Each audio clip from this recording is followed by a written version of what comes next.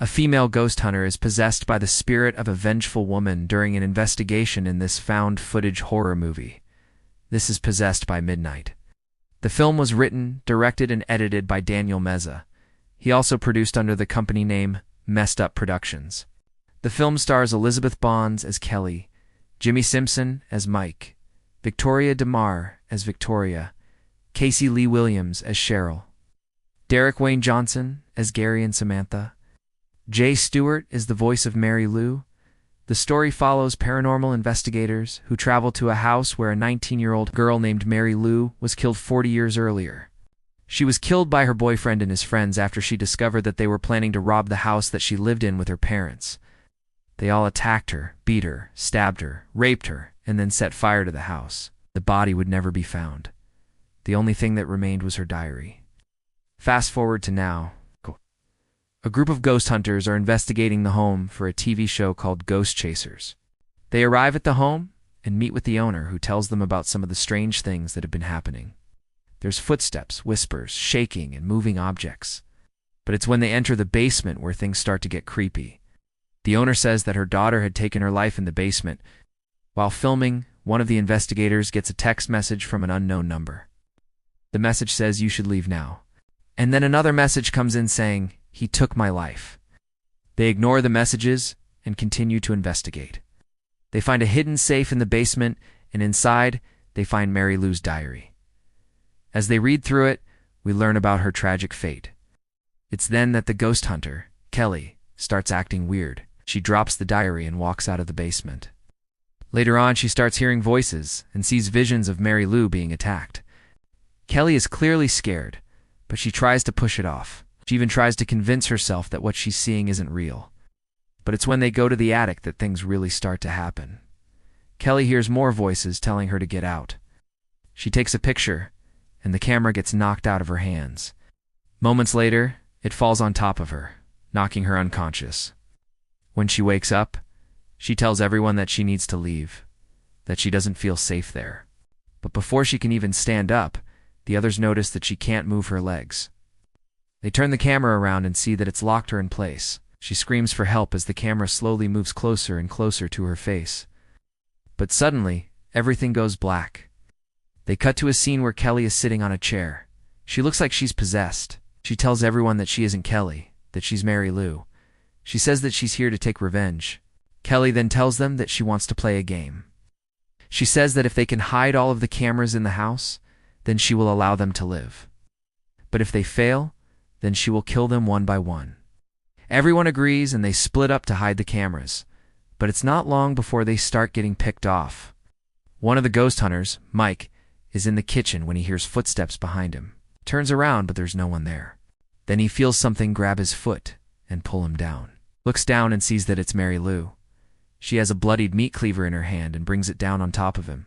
Just before she can strike, they pan away. Meanwhile, Kelly is standing in the living room with a knife. Another ghost hunter, Gary, enters and asks what she's doing.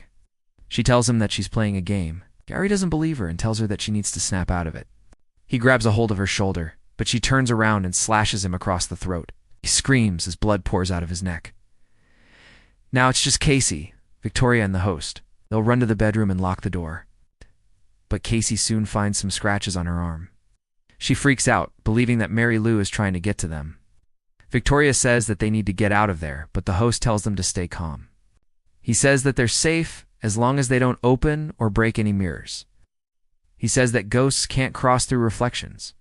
But Casey doesn't listen and runs to the window to escape. Suddenly, she vanishes. Victoria and the host scream for help as they look around for her. They hear a knock on the bed. Victoria screams as she sees Casey's lifeless body lying on the bed. It's revealed that Casey had been impaled with a wooden beam. Meanwhile, Kelly is standing in front of a mirror. She tells Victoria that she wants to play another game. She says that if Victoria can walk through her reflection without breaking eye contact, then she will let her live. But Victoria hesitates and Kelly lunges at her. Victoria screams as Kelly slashes her across the face. She runs to the bathroom to escape. In the next scene, Victoria is standing in front of the mirror. She looks terrified as she talks to herself. She says that she can do this. She repeats it over and over again. But suddenly, she loses her nerve. She closes her eyes and turns around. As she does, she's impaled by shards of glass. The final survivor, the host, runs into the bathroom, but it's too late. Victoria's dead body is slumped over the bathtub. He screams as he sees Kelly standing behind him. She lunges at him with a pair of scissors, but he manages to dodge her. He runs back into the bedroom to hide. It's there that he finds a camera on the floor, picks it up, and realizes that it's the last remaining camera. He sees Kelly standing in the doorway. She tells him that he's the last one left. She says that she could end it right now, but she wants to play one final game. She says that if he can hide the last camera, then he can live. But if he fails, then she will kill him. The host agrees and hides the camera in the closet.